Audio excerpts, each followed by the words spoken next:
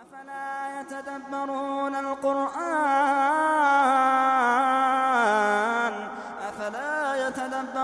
القرآن أم على قلوب أقفالها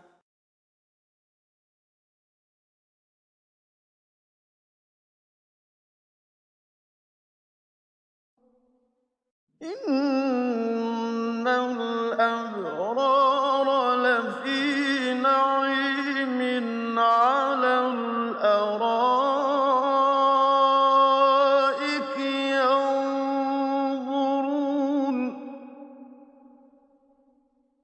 تعرف في وجوههم نضرة النعيم يسقون من رحيق مختوم ختامه مسك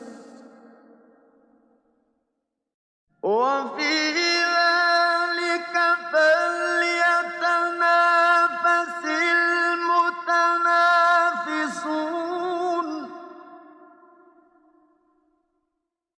ومزاجه من تسنيم عينا يشرب بها المقربون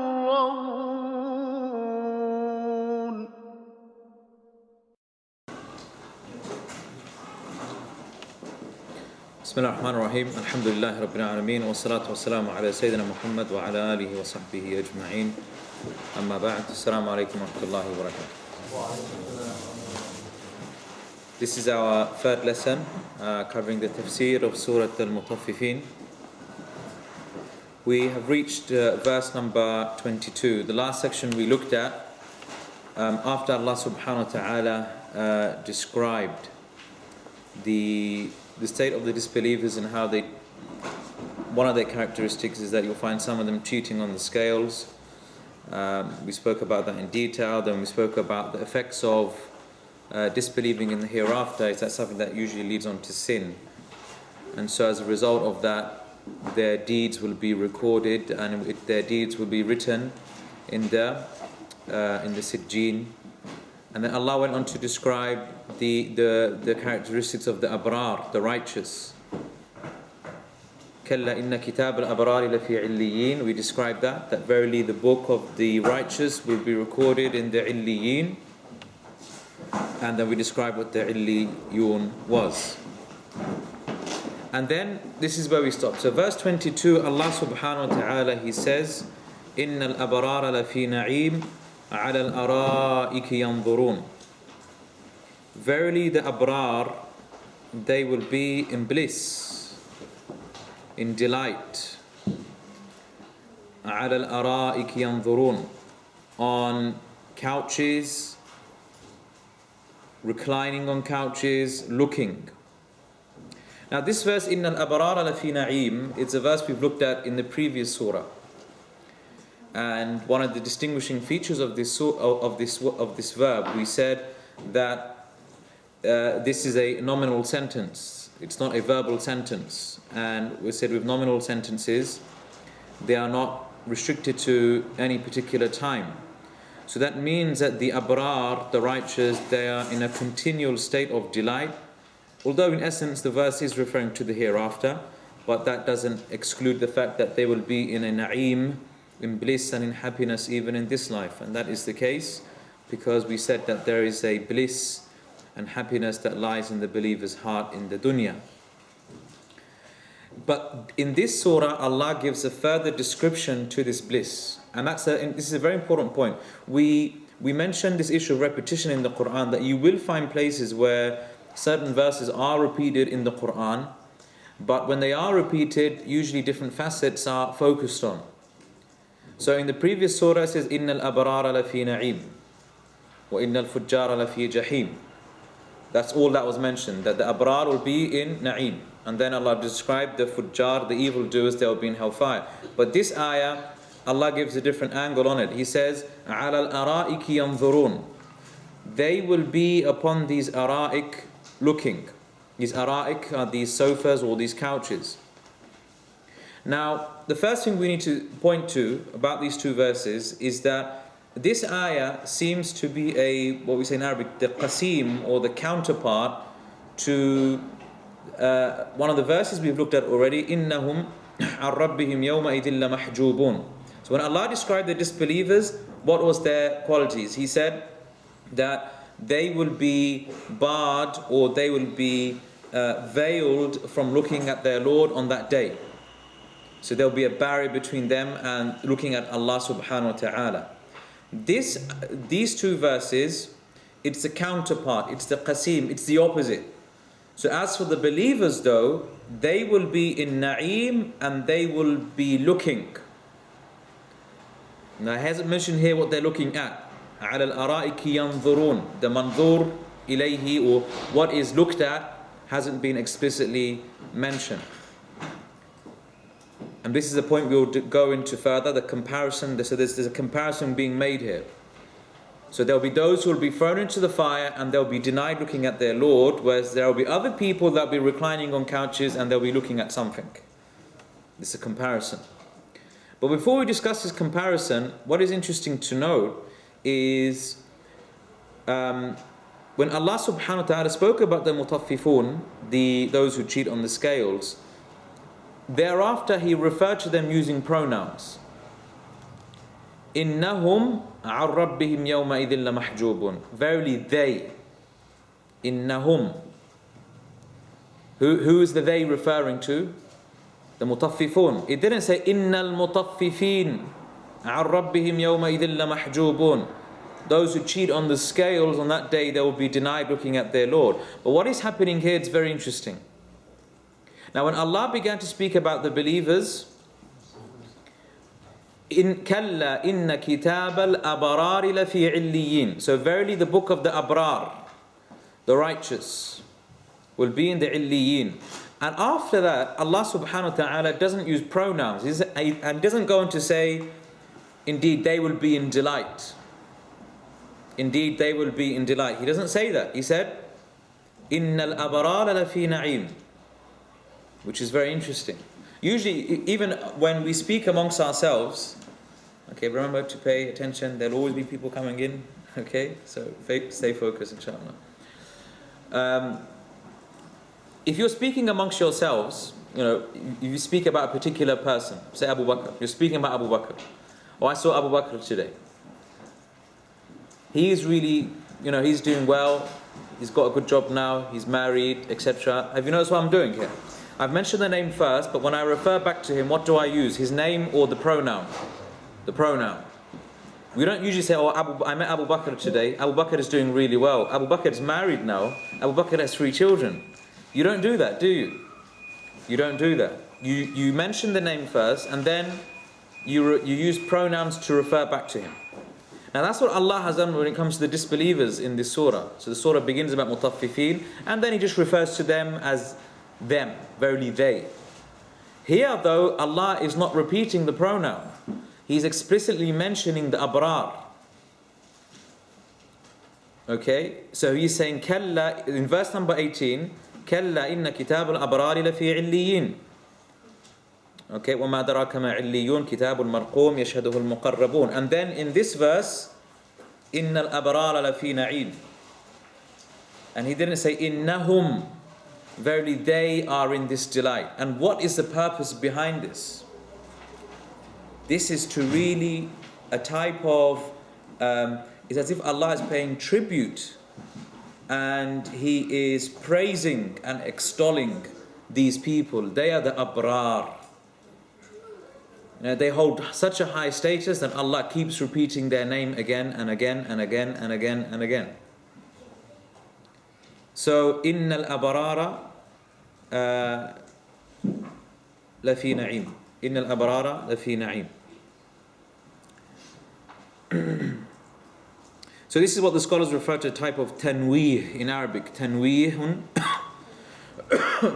a type of tribute by Allah explicitly mentioning their name time and time again. Now, an-na'im, we've translated it as maybe bliss or happiness. But in Arabic we say it's a ni'ma al-kathira. It's a blessing which is found in abundancy. It's something which is found in a plentiful nature. Now, so they will be in this delight, and then the additional feature that this surah mentions about the believers, that is not mentioned in the previous surah, عَلَى الْأَرَائِكِ يَنْظُرُونَ, that they will be on these couches.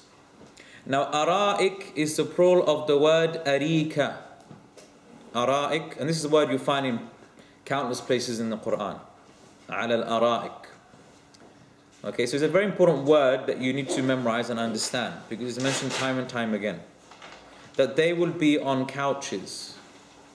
Now, here, I mean, because it's repeated so many times in the Quran, surely it plays a significance. So it's something that is worthy of reflection and contemplation.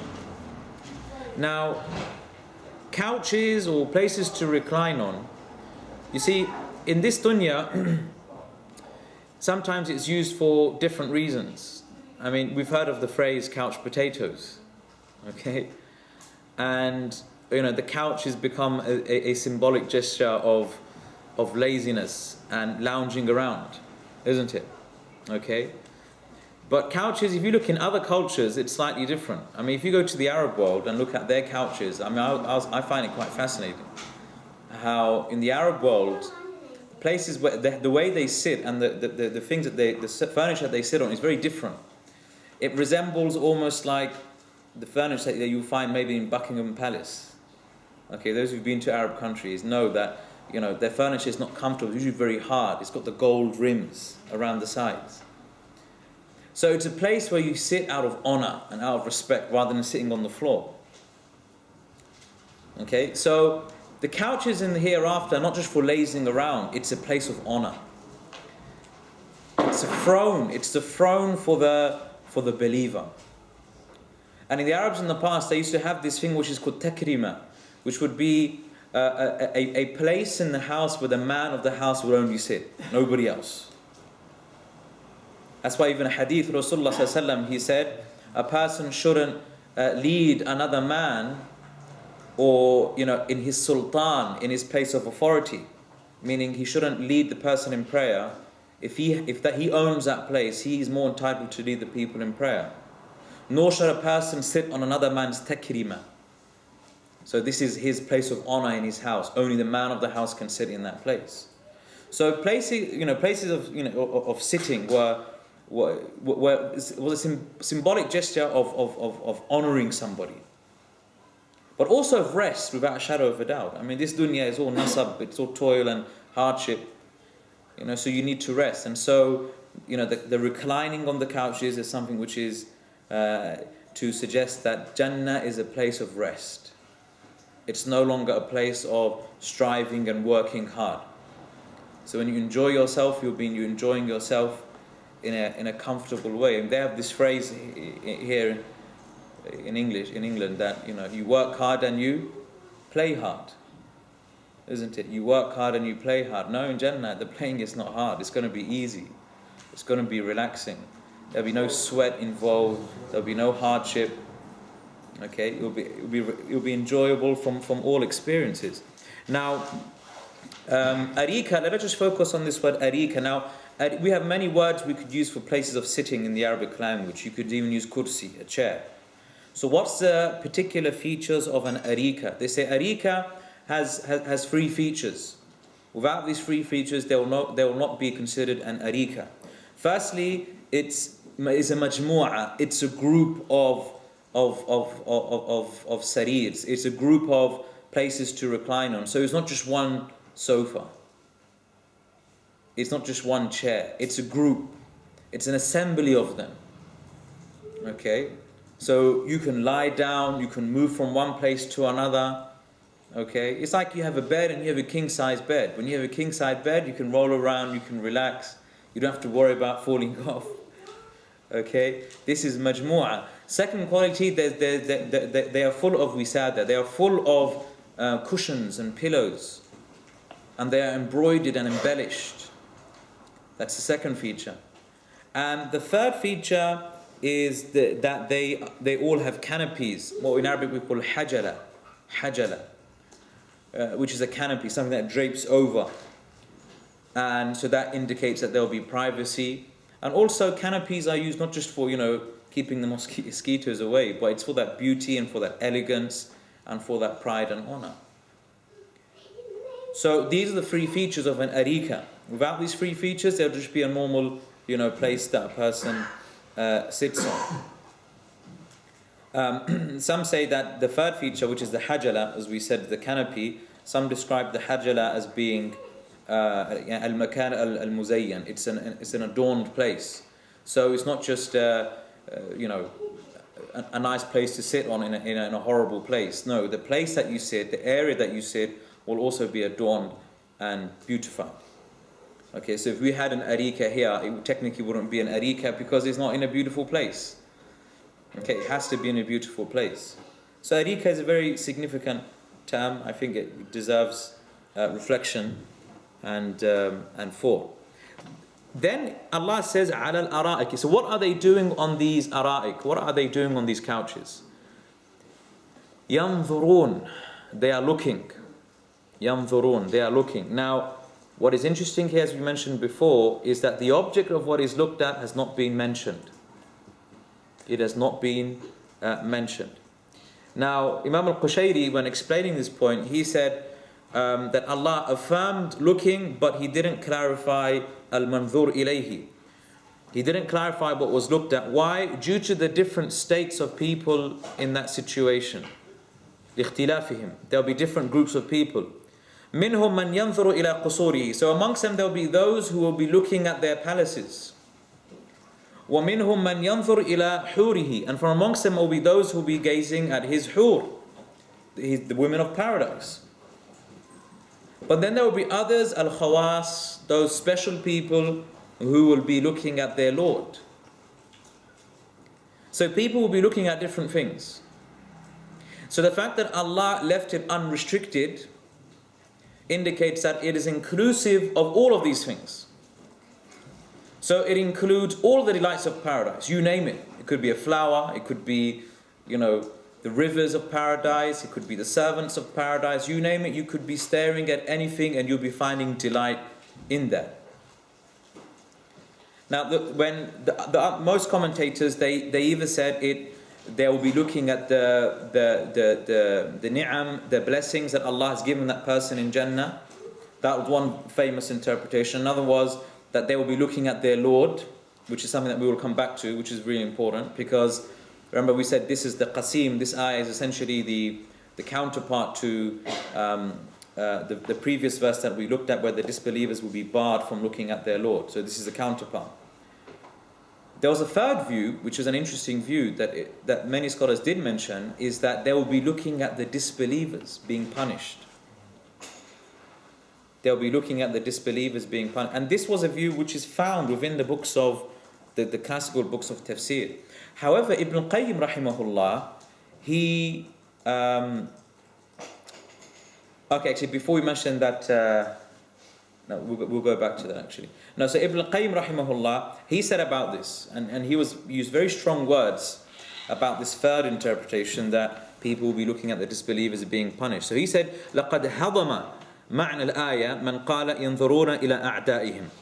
That those people who said that this verse refers to the fact that they'll be looking at their enemies, hadama, which means that they have really fallen short and they have just, it's not correct essentially.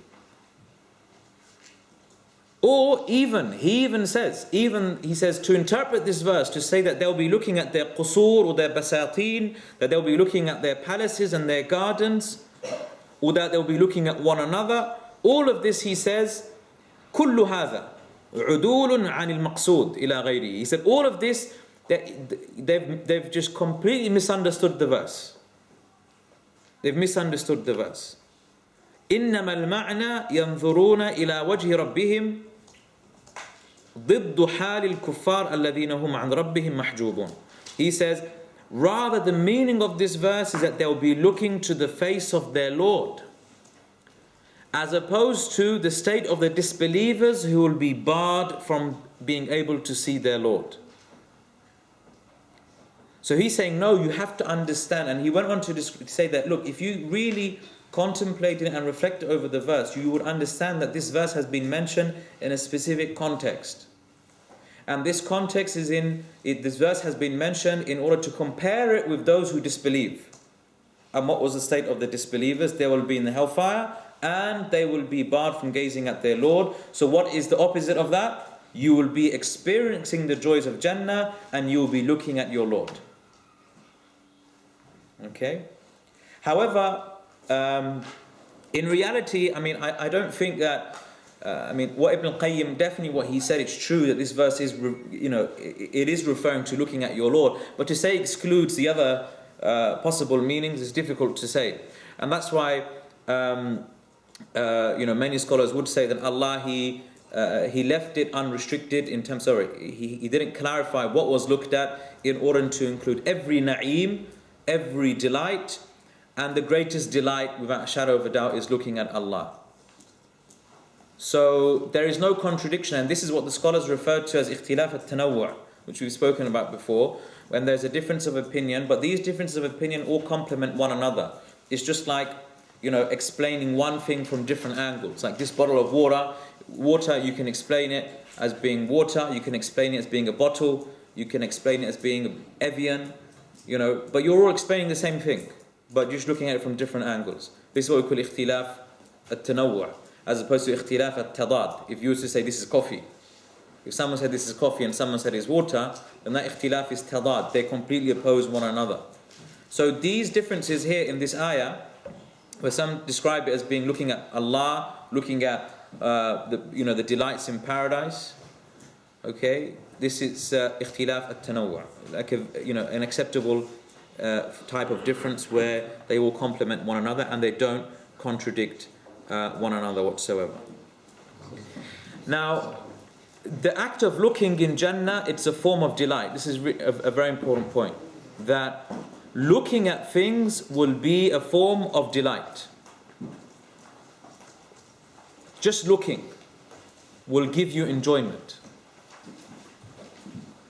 Okay, and that will give you such a satisfaction just by looking.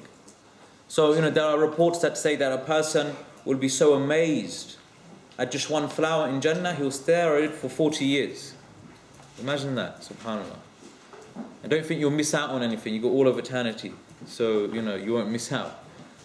One flower, subhanAllah, one plant in Jannah. You'll look at it, you'll be amazed, you'll stare at it for 40 years. That's how amazed you'll be by it. So, عَلَى الْأَرَائِكِ يَنْظُرُونَ, they'll be on these couches just looking. And that will be a form of delight and a form of pleasure for the people of Jannah. So, we have seen Allah has mentioned, therefore, two forms of punishment for the disbelievers, which is the hellfire and the fact that they will be denied to gaze at their Lord. And therefore, here we see Allah has compared that to the believers who will have those two delights of gazing at Allah and the pleasures of Jannah and enjoying paradise, reclining on couches. Ibn Kathir mentions a beautiful narration, beautiful hadith in his tafsir. He says that in this narration that inna adna, and this is narration of Ibn Umar, if I recall correctly, inna adna ahli al-jannati manzilatan laman yanzur fi mulkihi masirata alfay sana. That the lowest people, the lowest rank of the people of Jannah, they will look to their kingdom, and you'll for a time of 2,000 years. It will take them 2,000 years, alfay sana, 2,000 years, just to look at what they have in Jannah. The lowest rank of the people in Jannah. It will take them 2,000 years. Imagine that. But then he says, "Yara aqsaha kama yara adnahu." Amazing, subhanallah. He will look at the furthest part of his dominion, of his paradise, just as he sees the closest part. So he will look at the furthest part just as he sees the closest part. Now what does that mean? Imagine, for example, you're a king in this country, okay, and you want to see all your possessions. Okay, so you're living here in London, you own some cottages and some palaces and what have you all the way in Scotland. Okay? Is it easy to go to Scotland to see all of that? You've got to travel for many hours upon end just to see it. Okay? It's going to seem far away. And when it's far away, you can't really enjoy it. But when you're in Jannah, the furthest part of your Jannah will be just like the way you view the closest part of Jannah. Now this could be because the mode of transport is going to be extremely fast. Okay, but it could be because there'll be different dimensions within paradise. And that things which are very far will seem very, very close. And then he said, وَإِنَّ أَعْلَاهُ لِمَنْ يَنْظُرُ إِلَى اللَّهِ فِي الْيَوْمِ مَرَّتَيْنِ. But those who have the highest rank in Jannah, they will be able to look at Allah subhanahu wa ta'ala on a daily basis 2 times. 2 times on a daily basis. Allah subhanahu wa ta'ala then describes in the next verse, verse 24, the effects of this gaze, the effects of this looking. تَعْرِفُ فِي وُجُوهِهِمْ نَضْرَةَ النَّعِيمِ. That you will see in their faces the radiance of bliss. You will see in their faces the radiance of bliss.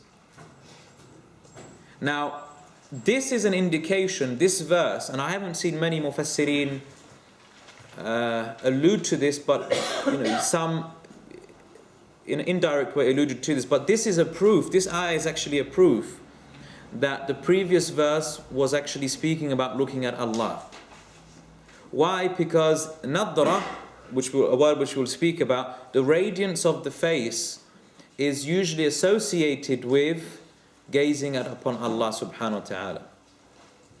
That's why in Surah Al-Qiyamah Allah subhanahu wa ta'ala says, وُجُوهٌ يَوْمَئِذٍ نَاظِرَةٌ. On that day the faces will be gleaming with light. They'll be radiant. إِلَى رَبِّهَا نَاظِرَةٌ. Because they will be, and they will be looking at Allah subhanahu wa ta'ala. So the radiance of the face of the people in Jannah is usually associated with the fact that they look at Allah. When they look at Allah, the radiance appears. And that is why we say this ayah number 24, تَعْرِفُ فِي وُجُوهِمْ نَضْرَةَ النَّعِيمِ. It's indicative that the previous verse was speaking about looking at Allah subhanahu wa ta'ala.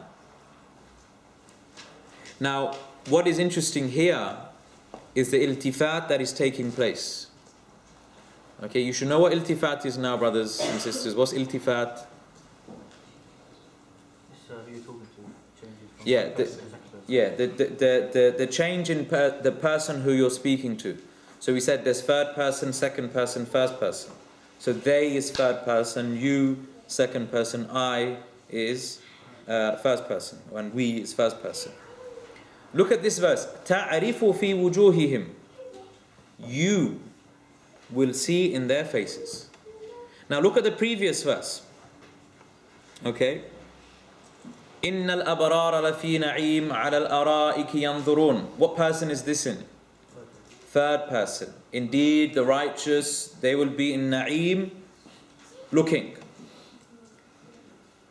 Now it's a sudden shift from third person to second person. And it's not just second person, but second person as an individual. Because I can address all of you. The ayah doesn't say, تَعْرِفُونَ فِي وُجُوهِمْ. You will all see in their faces. No, you as an individual will see in their faces. This is an indication, this shift of speech is now become very, very personal. Allah is speaking to you directly. Now some say this is referring to the Prophet sallallahu alaihi wasallam. Like ta'rifu ya ayyuhan nabi, oh you Prophet, you will see in their faces. But others say no, an-nazir. This refers to any person who was to look at their faces in these people in Jannah, they will see straight away that they are in delight. Now, this sudden shift from third person to second person individually, that you as an individual, is to show you how Allah subhanahu wa ta'ala really wants you to reflect over this point. For example, I'm addressing all of you now as a group, isn't it? But if I pick one of you out, I say you, I'm not going to pick any name to embarrass anyone, but you, so and so. Think about this. Look at this. Why am I singling that person out? Because I want him, out of everyone else, to really reflect upon this point. Really to reflect upon it. So this is something that everyone should take very closely and dear to his heart. Because this is now Allah not just addressing you as a nation, but this is Allah addressing you as an individual. Allah is addressing you as an individual in this ayah. تَعْرِفُ فِي وُجُوهِ. So you will see on their faces نَضْرَةَ النَّعِيمِ. Nadra. And the word nadra is used to refer to al-bahja and al-husn, beauty and delight. So you will notice something in their faces. Even as human beings in this dunya, we can tell a person's state of emotion just by looking at their face. I mean, some people it's hard to figure out. Okay, but for many people you can just tell when they're gloomy, when they're sad, when they're happy. These people, subhanallah, these people of Jannah, you will see it in their faces. Guaranteed. You will see this beauty and this light, this nadra. So nadra has a meaning of this bahja, like illuminating light or radiant light, in addition to beauty. Now, nadrat al-na'im, a radiance of bliss. In Arabic, this is what we call an idafa construction. Mudaf ilay.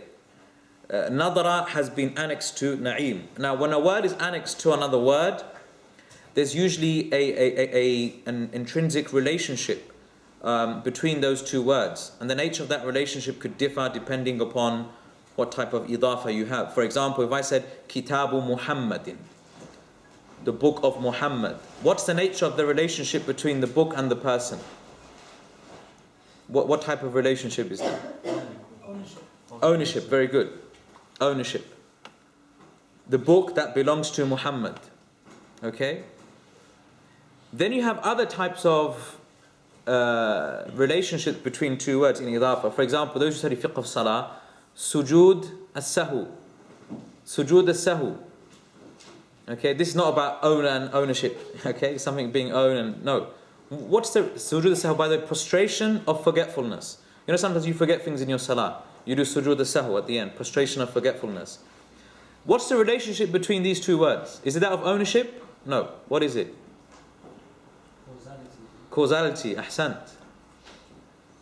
Because of your forgetfulness, you prostrated. Yeah? And this is what is happening in this ayah. This nadra, this radiance of their face is caused by the na'im. The radiance is caused by the na'im. This is what we say, this is where this the idafa of al-musabbab ila sababihi. The effect has been connected to its cause. So this means when you experience the na'im, and what is the greatest na'im in Jannah? Looking at Allah. And when you look at Allah subhanahu wa ta'ala, that is what will give you radiance to your face. And this is something we spoke about last week.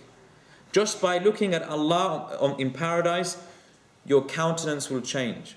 You'll become more handsome. You'll become more, your appearance will change. You will see nur on your face. Just by gazing upon Allah subhanahu wa ta'ala. So,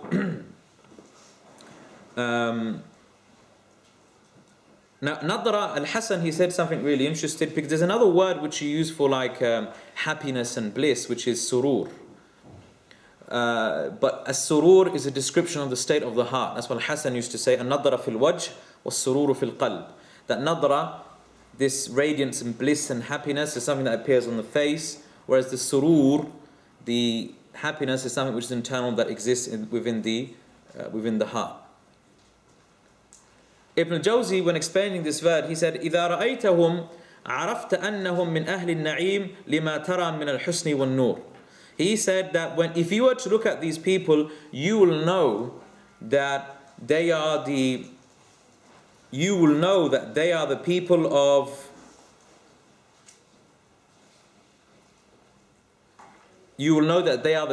of delight just by looking at their faces. Now, for many people, to know whether a person is experiencing happiness or not, you have to see them whilst they're enjoying that thing. Okay, so if they're enjoying themselves eating food, you have to see them eating the food and enjoying themselves. But the people of Jannah, you will know that they are experiencing joy just by their faces. Just by their faces. And that's why many scholars they actually said that this nadra, this radiance, it's something which no words can describe. The radiance on their face, no worldly words can describe it. So when you see that in paradise, when you see that radiance and that happiness on their face, you know that this is something amazing. You know that it's something which is beyond recognition. It's just words cannot describe. Words cannot describe it. And that's why it's something which is unique, that will only be seen in paradise, their face. Okay. We've seen happy expressions in our lives, isn't it? I'm sure you've all seen people smiling and happy upon hearing good news. But believe me, when you see the people of Jannah and their face, it will be something words cannot simply describe. It will probably, give you that nadra just by looking at their faces. It will make you happy just by looking at them. May Allah grant us that, inshallah.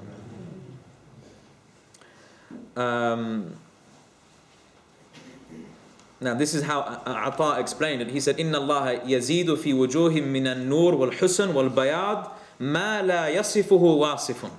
Ata is one of the earlier tabi'in mufassirin. He said, Allah will increase in their faces this light, beauty and radiance such that no one can describe it. No one will be able to describe it. So this ayah, I don't want you to think, you will see radiance on their face. This is a unique feature. I have to stress this. This is something unique that no worldly descriptions can describe. Then Allah describes another state that they will be in verse 25. يُسْقَوْنَ مِنْ رَحِيقٍ مَخْتُومٍ. That they will be served from a pure wine or a sealed wine. رَحِيقٍ مَخْتُوم, sealed nectar. You can call it that as well. Nectar, don't think nectar just means that which you get from plants. Nectar in the English language refers to a very pure drink.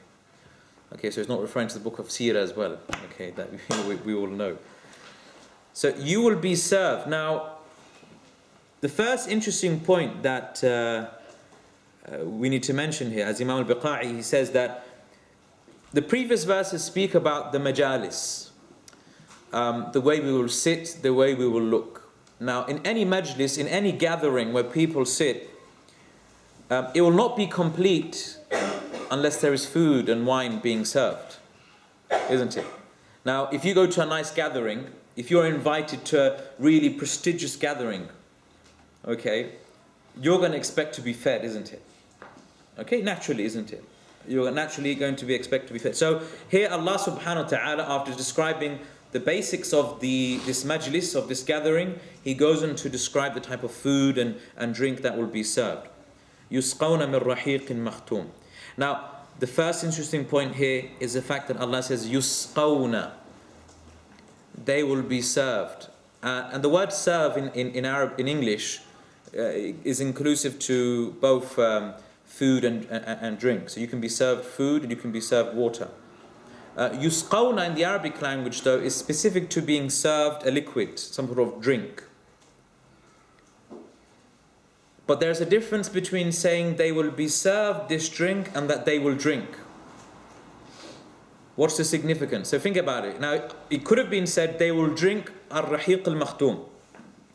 But here it says they will be served. Now the fact that means they will be served indicates dalalatun ala annahum makhdumun abadan la kulfata alayhim. This means that they will be in a perpetual state of service. They will be served day and night. Which means there will be no difficulty for them to attain these drinks. So there's no difficulty involved. Now, for example, when you want to drink something really nice, you have to get up, you've got to go to the fridge, you've got to put on the kettle, you've got to make the drink yourself. Okay? There's no enjoyment without pain, isn't there? You have to suffer something in order to get that. But in Jannah, you will be served. There's no hardship involved. And that's one of the recurrent descriptions that you'll find within, and this is something we'll look at inshallah, Surah Al-Ghashiyah, that on that day, in paradise, there's no hardship. there's a continual reminder of that. There's no hardship in Jannah. And why do we need to be reminded of that time and time again? Because this dunya is all about hardship. And that time will come where you just don't want to suffer any hardship anymore, and that will be in Jannah, inshallah. So we will be served this rahiq al-makhtoom. Now rahiq, we said it is we said it's a pure wine, a sealed nectar. It's something which is one of the best forms. Sharabun la ghasha fihi. It is a drink that has no form of corruption in it. It's not tainted with unwanted or untasty substances. It is pure in its essence. Now, makhtoom, Allah describes this drink, this rahiq, as being makhtoom. And the word makhtoom is from khatama. And I'm sure you've all heard of the word, khatma. Okay. When do you usually have a khatma? Ramadan. When you finish reciting Quran, you call it khatam, yeah? Khatam or khatma. So khatam means when you end something, when you seal something. Like a ring, one of the names for a ring, well, we say khatam. It's the seal. And what's the seal used for when you finish writing a letter? You close it up and then you put the final seal, the stamp of approval at the end. So khatama has this meaning of ending with something. Okay. Now, in many books of tafsir, they mention khatama has a meaning of being mixed. But as Imam Tabari said, linguistically, this is not really. It doesn't make sense. So we can push that view to aside for now. Although it's an opinion that exists there, that it is mixed with another element, which we'll discuss later, that being misk or musk in English. But rather we say no. Makhtoom means it is sealed, meaning when you finish your drink, it is sealed with something. Now what's the significance of that? I'm sure all of you tea lovers and coffee lovers, especially tea, when it comes to drinking tea, what's maybe the worst part of your tea? The end, isn't it? Okay? And especially when you have drinks that are mixed with other, what's the word I'm looking for? Not residues, but drinks that, you have those pure drinks. Like for example, let me say, if you had still orange juice, okay, then all the orange bits would be right at the bottom of the drink. Okay, so usually you'll find the worst part of the drink is the last part. So here Allah subhanahu wa ta'ala clarifies to us that this drink that you have, all of it's going to be good, even the last part. Even the last part of the drink will be sealed. And what is it sealed with? And that's the beautiful thing about it. Allah says, khitamuhu misk. So this is a description. Khitam, this beginning of the next verse, khitamuhu misk, its seal is that of musk. Now the interesting thing about musk is that it is a scent. It is not something that you eat. Do you eat perfume? No. So this is to show that the drink, now usually drinks, in order for a drink to be tasty, okay, or in order for a drink to be good, it must taste good. You don't usually associate smells with drinks unless it's alcoholic. Okay? Now the thing, like for example, the drinks that Muslims drink, okay? You have your Pepsi, you have your Coke, you have your orange juice, you have your normal juices that you drink, okay? Do they usually smell of anything? Not really. Okay? But alcohol smells, isn't it? And it smells bad. Okay? So this is to indicate that the wine that you will have in paradise is not going to smell bad. It's going to smell very good. It's going to smell very, very good. And usually when a person drinks wine, you can tell on that person by his breath, isn't it? And when you smell it, you just want to walk, stay away. You don't want to approach that person. But when this person drinks rahiq makhtoom, you just want to become closer to them, Khitamuhu misk. وَفِي ذَلِكَ فَلْيَتَنَافَسِ الْمُتَنَافِسُونَ. And so, In that, and this is verse 26, in that let the mutanafisun, let those who compete with one another. وَفِي ذَلِكَ, and in that. Now, ذَلِكَ is a demonstrative pronoun. And for demonstrative pronoun, we use two in Arabic. We have the closer form, which is هذا, and you have ذَلِكَ, which is something which is further away. Okay, so like هذا مكتب, we say this is a desk. وَذَلِكَ كُرْسِي, and that thing over there is a chair.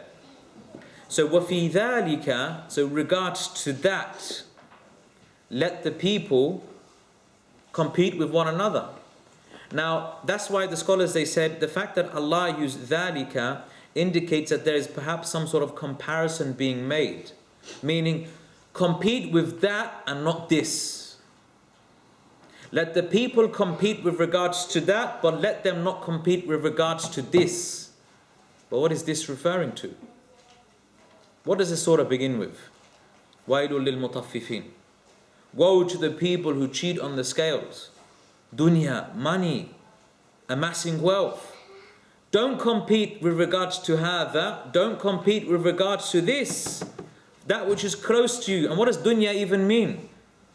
Dunya means something which is close to you. Don't compete with regards to this. Compete with regards to that over there, which is rahiq makhtum, which is the sealed and pure drink in Jannah. If you want to compete about something, compete about that, not this worldly and lowly and abased matter. So, mahallul munafasa, we say the place of this competing with one another, it's the akhirah and not this dunya. Now, the word for competing in Arabic, at-tanafus, وَفِي ذَلِكَ فَلْيَتَنَافَسِ الْمُتَنَافِسُونَ. Let them compete with one another. As we said, in Arabic, the word for competing is at-tanafus. And at-tanafus originally from the word nafisa. And nafisa you use to refer to when somebody really desires something. إِذَا شَحَّ بِهِ عَلَيْهِ الشُّحْ. When you desire something so much, you strive to obtain it. You strive to obtain it. That's why in Arabic, one of the words for a desirable thing is nafis. Something which is really, elegant and very expensive.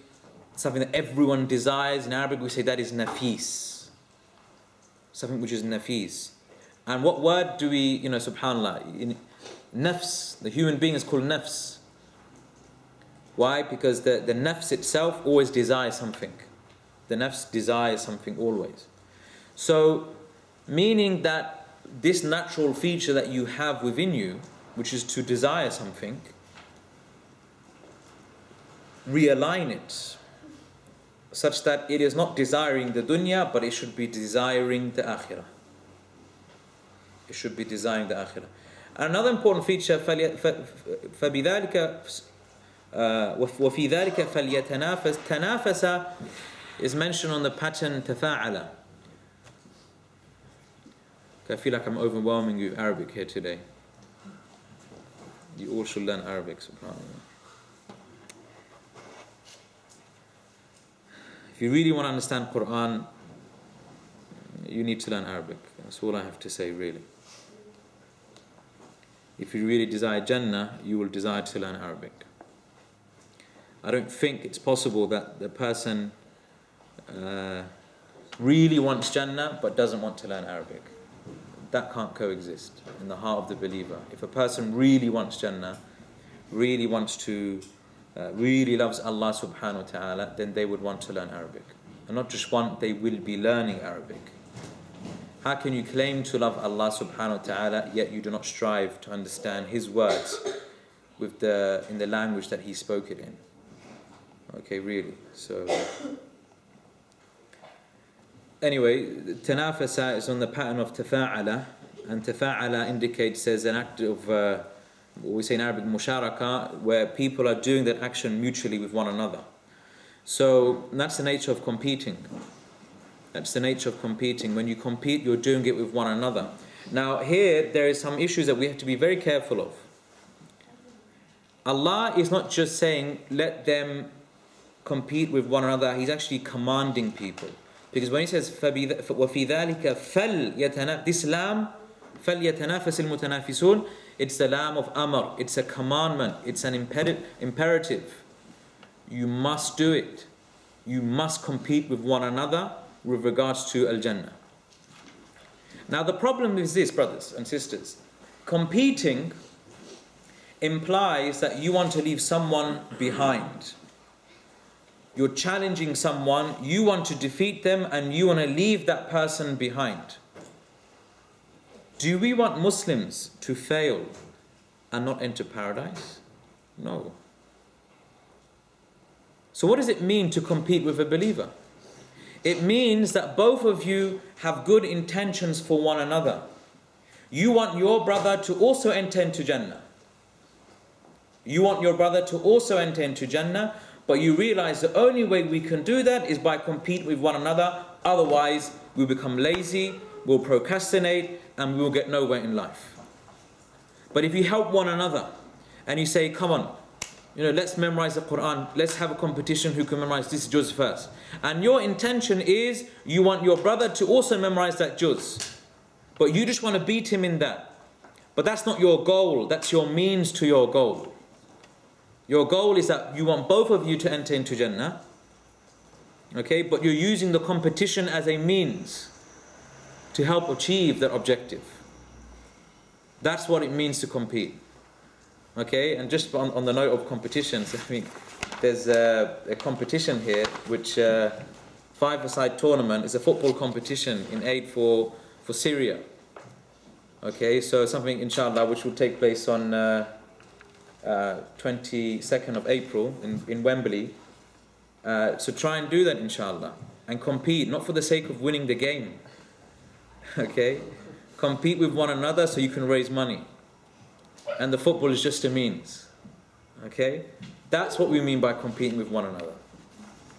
Okay? So وَفِي ذَلِكَ فَلْيَتَنَافَسِ. So the idea is not to leave people behind. So for example, when it comes to competing with one another in attaining Islamic knowledge, it doesn't mean that you be greedy with your knowledge, and when you hear of another lesson taking place, you don't want to tell anyone else because you want to excel and beat everyone in that knowledge. No. You tell them as well. But you still compete with one another. Now, here's another point, a very interesting point. This competing for Jannah, is that an indication that a person lacks ikhlas? Because why do we worship Allah? For Jannah. Why do we worship Allah subhanahu wa ta'ala? For His sake, because He told us to. Now, it's something we've spoken about before, especially in Tafseer of Surah Al-Fatiha, that sometimes people worship Allah because they want Jannah. Does that mean that the person is belittling Allah and using Allah as a means to obtain Jannah? He's just worshipping Allah simply because he wants to gain Jannah? We say no. This is a noble objective. Of course, we worship Allah because He deserves to be worshipped, but we could worship Allah because we want Jannah. And we worship Allah to gain Jannah because that's what Allah wants from us. Allah yad'u ila dar salam. Allah, He invites you and He calls you to the land of salam. He calls you to this abode of peace. So the fact that you strive for Jannah and the delights of Jannah, you're doing that because you know that's something that Allah wants from you. So you're not just simply using Allah to obtain Jannah. Okay, so وَفِي ذَلِكَ فَلْيَتَنَافَسِ الْمُتَنَافِسُونَ. In verse number 27, Allah subhanahu wa ta'ala goes back to describing this drink. So after encouraging people to compete with one another, we are reminded again of the nature of this drink to help us, okay, with this competing. So before I was speaking about this drink, you've probably forgotten about this drink now because I've been speaking about competing with one another all this time. So just to spur you on even further, Allah even gives further description to this drink. وَمِزَاجُهُ مِن تَسْنِيمٍ. And this drink, الرَّحِيقُ الْمَخْدُوم, it is mixed with tasneem. It is mixed with a tasneem. Now tasneem is a proper name, it's a proper noun. And it refers to a river and a drink in paradise, which is considered to be the greatest form of drink in paradise. Now tasneem, the word tasneem, it comes from the word sannama. And sannama, we have the word, one of the words related to that is sanam, which is the hump of a camel. And the hump of a camel, it's the highest part of the camel on the back. And so that's why they say at-tasneem means something which has been elevated and made lofty. That's what tasneem linguistically it means. It's elevated and it means lofty. And that's why they say it is the highest river in paradise, and from that the people are given this drink in paradise. Now, although this word is an Arabic word, I mean tasneem is an Arabic word, it's interesting to note that although it's a pure Arabic word, the Arabs didn't know what it was. The Arabs didn't know what's tasneem. I mean, linguistically it makes sense, but they didn't know what it was. And that's why when Ibn Abbas was asked about what tasneem was, he replied in a fascinating way. He said, هَذَا مِمَّا قَالَ اللَّهُ تَعَالَى فَلَا تَعْلَمُ نَفْسٌ مَا أُخْفِيَ لَهُ مِنْ قُرَّةِ أَعْيُنٍ جَزَاءً بِمَا كَانُوا يَعْمَلُونَ. That he quoted the verse from Surah As-Sajdah, that this verse is from the tasneem is one of those things that Allah describes in the Quran as being that no soul knows what Allah has kept in store for it of delight. Meaning the Arabs never knew of it, but it's something which is beyond human recognition, this tasneem. We simply don't know the reality of it, but we know it's the best thing, it's the best drink in Jannah. So the Rahiq al-Makhtoom, it will be mixed with this tasneem. It's a pure drink.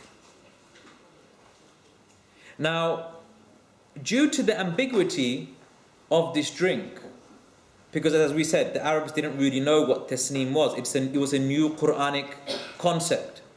The Arabs prior to that didn't know what it was. It requires some sort of clarification. So Allah describes it in the next ayah, in verse 28, عَيْنًا يَشْرَبُ بِهَا الْمُقَرَّبُونَ, that it is a river by which those who are brought close, al-muqarrabun, they will drink from it. They will drink from it. Now, those who know a bit of Arabic, aynan, as you can see, it's in the mansoob state. It's in the accusative state. Why is it in the accusative state? They say this is madh, meaning that Allah subhanahu wa ta'ala is praising it. So the implied meaning is, I am praising this river.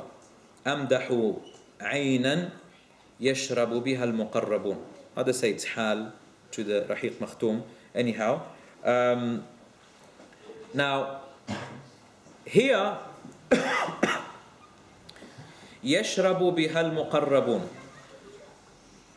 Okay, we'll stop soon. I know Salah is here, I think. So we'll stop soon, inshallah. Yeah. Is that spring? Spring, yeah. It's spring like as in a river. Yeah. I mean, Ain is a type of nahar. It's a type of river that springs from the ground, basically. Yeah. Okay, now...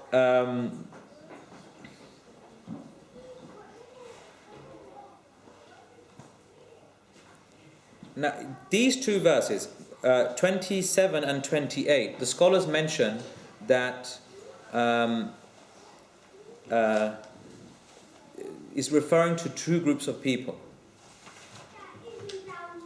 So Allah is speaking about who in the previous verses? The Abrar. Okay, the Abrar. Now, as you know, in Jannah, we have different grades of believers. You have as-sabiqun, and you have who? The forerunners. These are the elite of the people of Jannah. And what's the next group below them? The people of the right, ashabul yamin. Okay?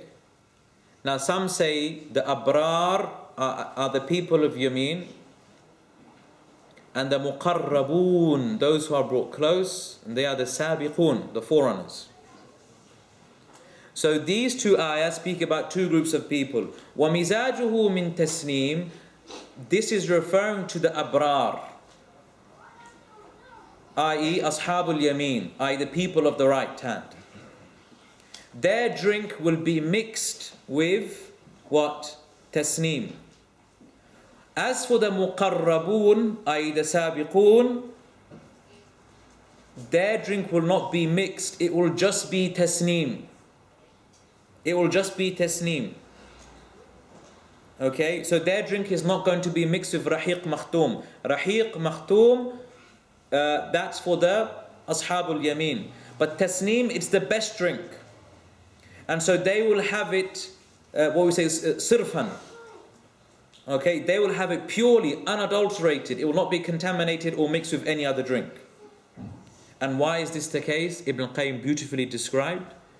He said that is because the Muqarrabun, their ibadah was full of so much ikhlas, so much sincerity, so their reward will be the purest.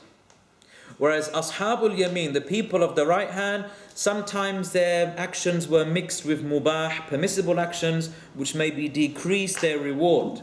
Or maybe they did some makruh actions which decreased their reward. So their drink will be very pure, but it will be mixed with the best, but it will not be the best in entirety. And so the believers will be given, and that's why we say al-jaza'u min jinsil amal. A person is rewarded according to the nature of his action. And so the muqarrabun, those who are brought closer to Allah, they are the sabiqun. They will be given the purest of rewards due to the purity of their intentions. لأن أعمالهم كانت خالصة لله, because their actions were purely for the sake of Allah subhanahu wa ta'ala. And an indication of this is the fact that if you look at it, and again this is something pertains to Arabic language, عَيْنًا يَشْرَبُ بِهَا, عَيْنًا, a river or spring, they will drink biha. Now usually when you drink from something, how would you say in Arabic? يَشْرَبُ مِنْهَا. Min, you would use min, you drink from it. But here biha has been used, and this ba, it's to indicate, as some scholars have said, that إشعارا بأن شربهم بالعين نفسها خالصة لا بها وبغيرها. That this is to indicate that their drinking will be purely from the ain. Their drinking will be purely from that spring, from the tasneem, from nothing else. So it will not be mixed with anything else. And that's why they say this is the ba' of mulabasa, so which indicates that it will be something which will be purely for that drink. And then Allah subhanahu wa ta'ala goes on to describe another scene within the surah, which we will have to leave until next week, inshallah.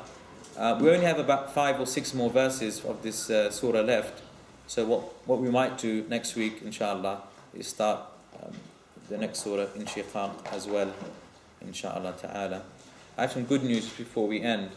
We have a guest speaker coming in a few weeks' time, inshallah. So I'll give you the details of that soon, inshallah. But I'll keep you in suspense for now. Okay, inshallah. So please try and come for the next few weeks, inshallah. So with that we'll end. Jazakumullah khairan. Subhanakallah wa bihamdika ashhadu an la ilaha illa anta astaghfiruka wa atubu ilayk.